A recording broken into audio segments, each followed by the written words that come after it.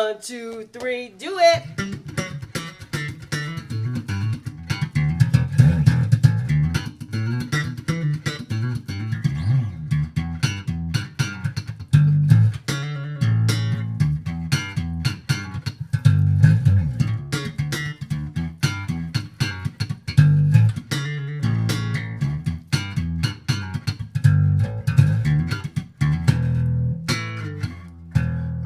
All right. Gab and Jam. What episode are we on? We're on episode 50. Episode 50. Right. Yeah. And I understand we have a special guest. Yes, this is our first time ever having an in-studio guest. All right. And today we have Lori Bernard Stratton. Hello. All right. From the Stratton Setlist. All right, Lori. Glad to have you. Thanks for having me. Joining us here for the Gab and the Jam part. Absolutely. We probably should have brought you a tambourine. Or I something. would have totally done that. Say next time, right? Yeah, definitely. Yeah. So I'm going to turn it over to you. Come on. Okay. Let's go. All right. Okay, so I understand that you review concerts. So I do several things. I do go to a lot of concerts, and I do write some pieces about concerts I go to. A lot of them are local artists. Okay. And I also take a lot of photos too. So Okay. there's a lot of the shows that we go to. Some are national acts, some are local acts. Okay. Yep. All right. There were a couple of questions related to your sure. blogging practice. Yeah. I understand that your husband is a partner. He is to some degree, yes. He has written a few posts for the Stratton Setlist. Oh my goodness. He also will help out with photography at times. So like if we're sitting in different areas of like an arena, particularly in a large setting, he might help with that. Or occasionally if there's a show I can't go to and he's there, he'll take photos. Aww. So we will split that at times, but yeah. Okay. And then my understanding is that not only do you see things locally, but Right. you guys will actually go out of town. We do. We travel quite a bit. Pilgrimage to see a band. We sure my will. goodness. Yeah. Yes. We've gone as far as Scotland to see some acts. Wow. We've gone to obviously like to London. We also travel around the U.S. a lot to different festivals and what I call destination shows, so where you can drive within a couple hours in the Midwest, like Chicago, Milwaukee, Columbus, Pittsburgh, any of those areas where if they're not coming to Detroit or the date conflicts with something else we have going on, we'll easily drive somewhere to do that. Well, so, Lori, I really feel like for artists, people like you and your husband, you are really the lifeblood. You are what keeps. I mean, this is why people do it. Yeah. Is to where the music touches someone to Yes. that degree, where that they're willing to travel to Scotland Wow. to see them. Yes. I mean, that when you're picking up an instrument and you're dreaming about what it's all Yes, about. I know a yes. lot of people think it's the fame and fortune. No, it's really the fact that you could touch individuals like you and your Right, husband. and one thing we like is we like the variety. So we like to be able to go support the people locally. Ann Arbor, Right. Ipsy, Ellsworth, Michigan, Detroit area, and 10 shows. Even Right. into the Toledo area, Midwest. And then we also like the ability to travel to go see other acts. So it's Yeah. all about supporting the entire network. That's Yeah. just really awesome. That's It awesome. is. Wow. Oh my goodness. So when you're at a concert, because as a blogger, just the logistics are what kind of fascinate me. Yeah. So how do you take notes as the concert is going, or do you have like a photographic memory? How do you do this where you keep track of the things that you want to talk about in your post? Yeah. So what I'll do is I use my iPhone voice memo to record like when the artist is speaking in between songs. Okay. So I can easily get quotes that way. Oh. I used to find that I tried to type it, but sometimes I couldn't go quite as fast on a phone. Mm-hmm. If I had a laptop or something, it's a little different, but that's not always conducive in a Right. concert environment. So recording that is one thing. Occasionally I might make notes about like what they're doing in the song, if there's particular like movements they're doing, like if they're dancing or if they have a certain backdrop or photos or videos that they're showing to kind of capture the scene. I'll maybe make notes in like kind of the notes on my iPhone. Yeah, Or cool. if other times I've carried a small notepad to write down on. But I found that being able to audio record everything really helps. Okay, and do you check out like their set list ahead of time? I do. I'll go to like setlist.fm. I love that site because a lot of fans will put up set lists from previous Yeah, so you kind of have a concerts. feel Some for what artists they might do. don't always have the same set, but it's close enough, so you get an idea of what they're going to sing. And that helps very so cool. you know. And then, of course, my husband and I will do what we call the immersion, where we'll listen to an artist like straight through for like maybe a few days before the show. Oh, wow. So we'll listen to their catalog, whatever we have, either physical copies or on Spotify or anywhere like that. So that we get an idea of what we're going into. And I'll do the same with local artists too. I'll try to listen as much as I can of their stuff, whatever it's on streaming services like a Bandcamp or Spotify, whatever that might be, or like YouTube, just to get an idea of what they've done in the past. So that when I go in, I'm educated about their art. That. Yeah. That's the journalist in you. Yeah, it is. Yeah. So let's, I guess, back up just a little bit. Yeah. Did you want to piggyback on that? No, go ahead. Okay. What kind of is your background for doing what you're doing? Yeah, so I do. I did start out as a journalist. I've spent most of my professional career in corporate communications for large global companies. Okay. And so that's kind of, but I worked with a lot of former journalists. So people who had started in papers and then kind of gravitated to PR and corporate, what we call corporate journalism, and met a lot of people that way. And so I kind of used my newspaper type skills in that environment.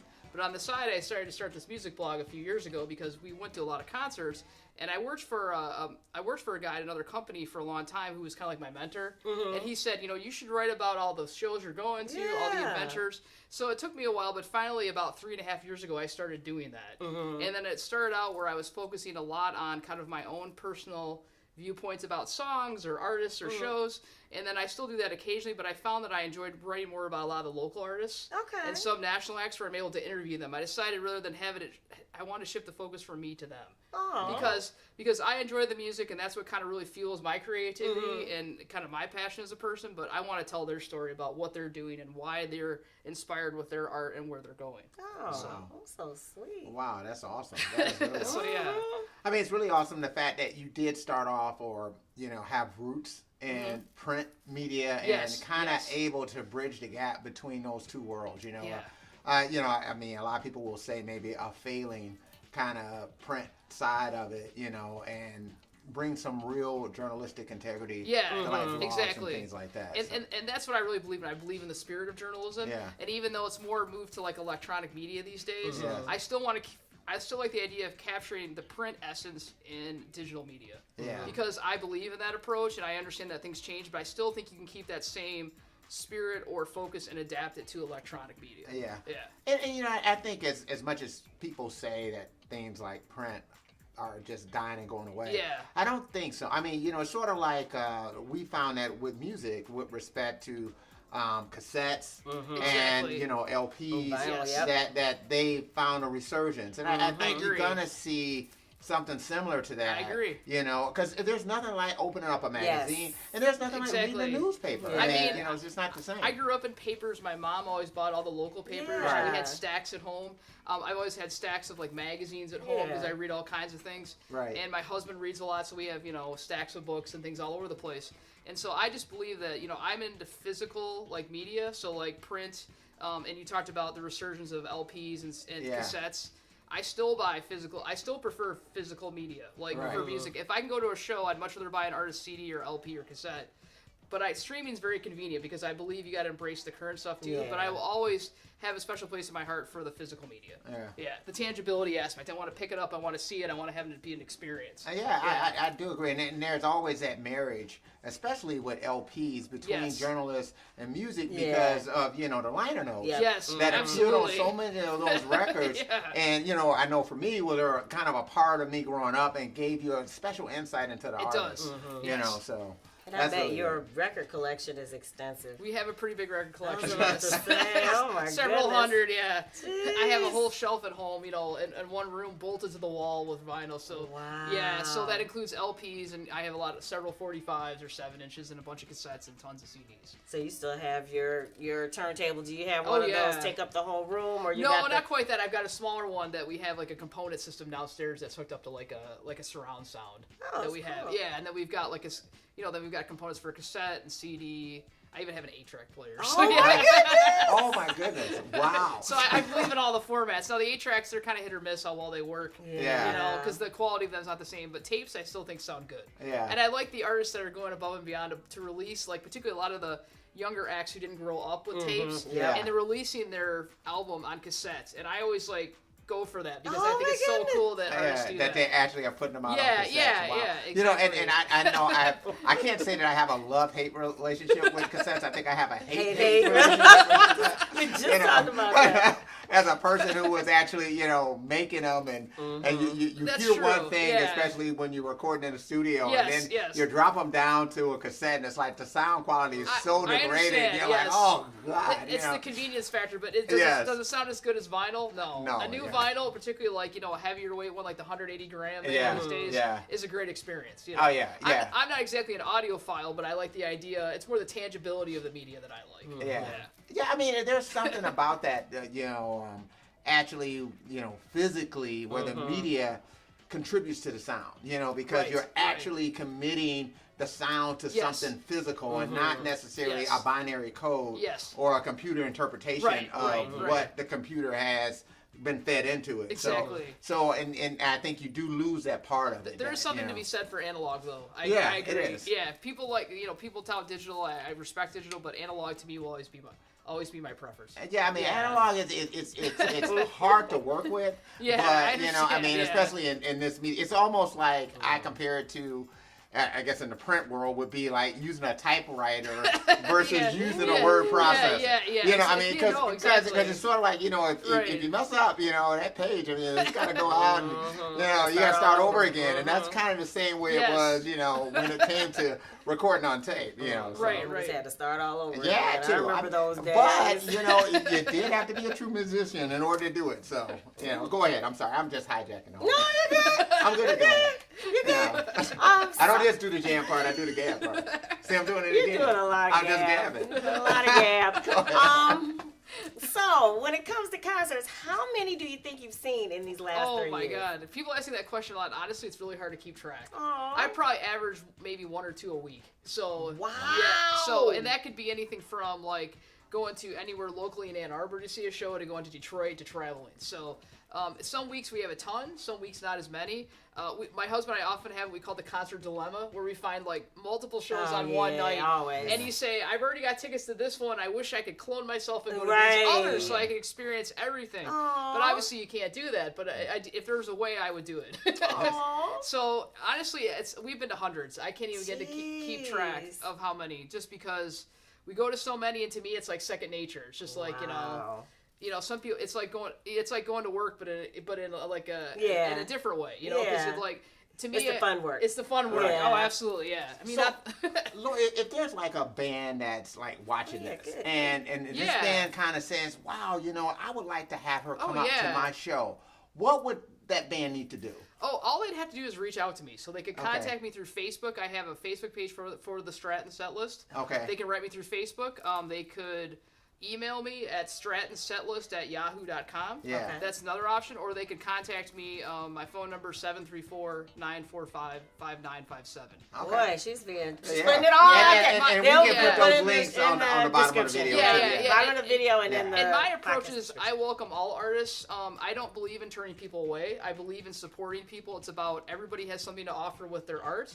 And I'm open to any genre and any type of artist. So I don't restrict things. I believe in supporting people. That's why I do it. That's awesome. Cool. Yeah. That's really awesome. So. That's awesome. Wow. I'm not, go ahead.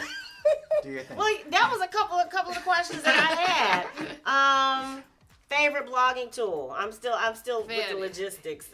Honestly, my blogging tools are pretty simple. So my voice memo on my phone is probably the most important thing.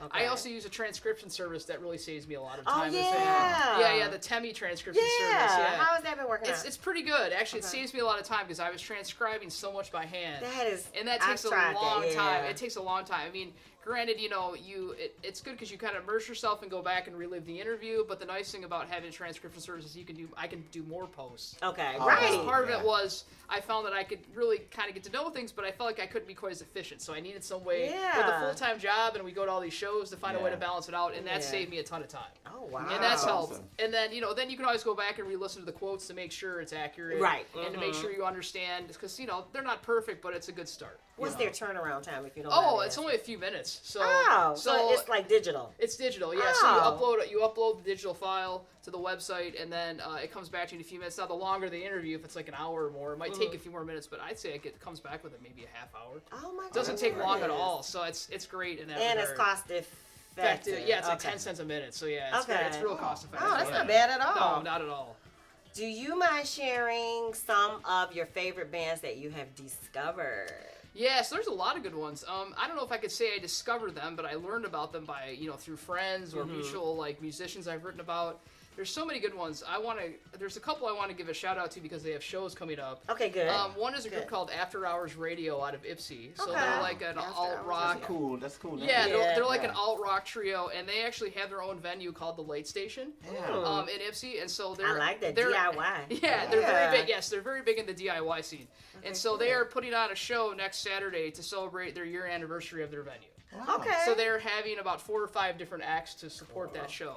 And then another group I want to give a shout out to is called Honey Monsoon. They're also from Metro Detroit, and they are kind of a jazz fusion quintet. Okay. They just released a new single called Cloud. That's a very like funk disco. You guys you should check it out. So they have a new album coming out March 22nd called Opal Soul. They are doing an album release party at the Loving Touch on March 22nd. Oh, okay. cool. So those are a couple shows.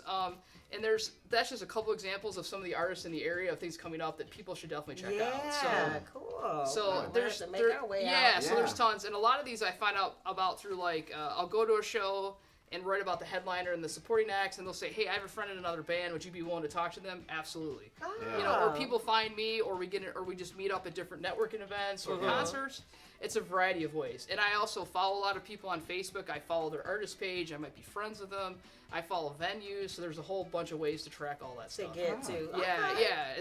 I just sort of intuitively track all this. Like, I follow all this stuff on Facebook. I follow stuff on Twitter and Instagram, and that is just kind of a way of sort of keep track of all these things that are going on. I was about to say, what inspires you? What sticks out that would make you pick one over? Like, if you had 2 or 3 shows to go to for that one night, what makes the difference? A lot of it might just depend on like what I have going on, like with my work schedule. So like if I have to, sometimes some shows go later, so I can only stay for part of it because I've got an early work schedule in the morning. So I ideally would rather stay at the show, but as, you can't always, you can't always do that with an 8 to 5 work schedule. Oh, wow. So you do the best you can. So you might stay for part of one and go to another, or what I do is if I can't make their one show because it conflicts with another one, I'll try to go to if they're local, it's easy because they'll be in the area a lot. They'll come to Detroit area. Right. Yeah. They'll make the move. They'll come back around, and what I tell them is, if I can't come to this show, I'll try to make sure I come to another one. Okay. I try to always get to one if I can, so I can at least see them perform live to see what they're like. Well, whether I've talked to them on the phone or interviewed them in person. Okay. Yeah. Wow. So. Okay. All right. Cool. We already shared that. And we already even know a little bit of why you do what you do, but what brought you to music in particular? Yeah, sure. So I grew up in a family that loved music. So my older brother Steve, I will give a shout out to him because he used to jokingly call me his music Padawan for Star Wars. Because he would always introduce me to. He was good about introducing me to all the new music coming in. Okay. So I was always a fan of a lot of classic rock and pop and all that growing up. But he was always on the cutting edge of stuff. So like a lot of indie rock in the 80s into the 90s, and then of course into the 2000s, and I would say about 10 years ago, he said, you need to start listening to more new stuff. You listen to a lot of old stuff. There's so much new stuff out there to listen to. So we started going to Bonnaroo and Lollapalooza and Coachella together. And and that whole bunch of it at one time. He would burn me these CDs or send me these flash drives in the mail with all these downloads of albums that he had and said, here, listen to these artists. Okay. And so some of these are now my favorite, like the National was one. Okay. St. Vincent.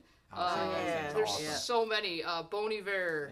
I'm trying to name off all the ones here. It's hard, but a lot of those are ones that he taught me about. And so now I see their shows, and that really rubbed off on me. So because having an older brother to kind of mentor you through that process, and the idea that I've always liked music because my parents played a lot of albums and took us to concerts and did all that stuff. Just all that together with a writing background, it sort of just kicked in about 10 years ago to really say, how could I take this hobby and do something with it? And then I started just going to shows. Like, I just got on this kick, and I kept going.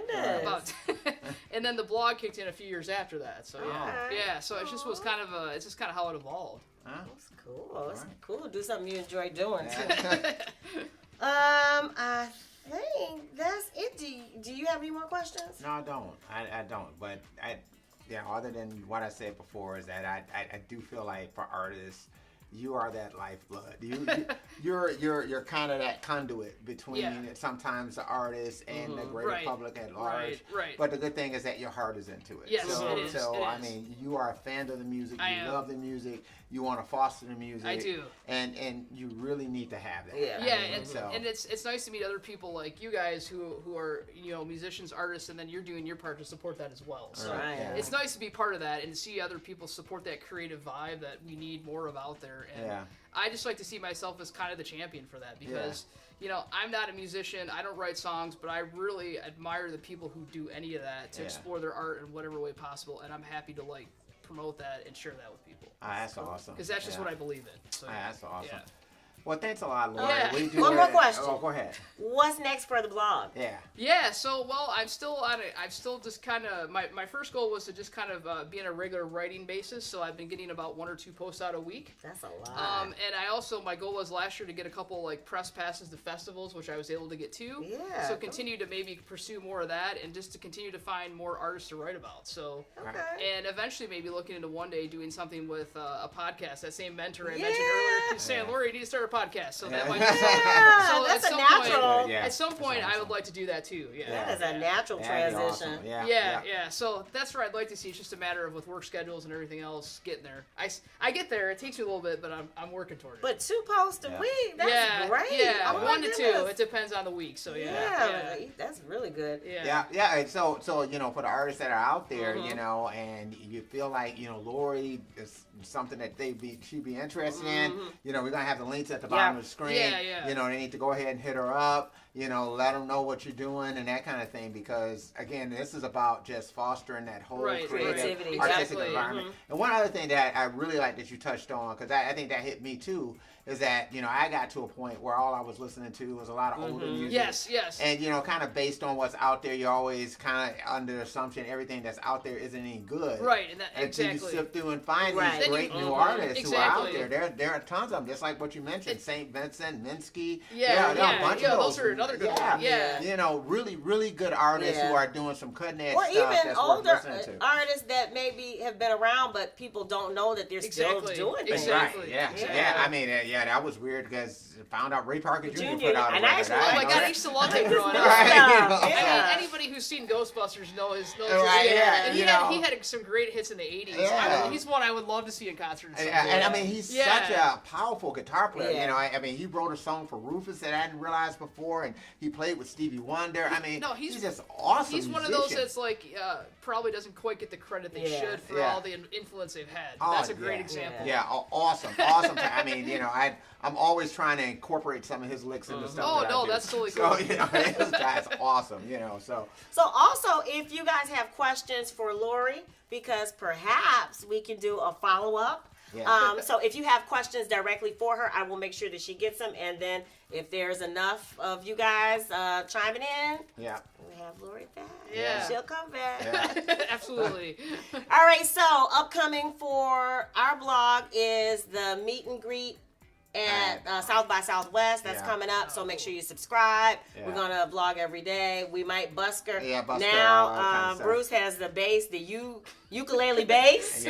And so we might try to put together a ukulele duet. We'll see. That would be so so at the meet and greet. Okay. All right, so make sure you subscribe, and make sure you subscribe to Stratton Setlist. Stratton Setlist at strattonsetlist.com. I love it. And until next time, we're wishing you love, peace, and chicken grease. I was about to say, I'm going to let Lori say. If you dig the vibe, make sure you subscribe.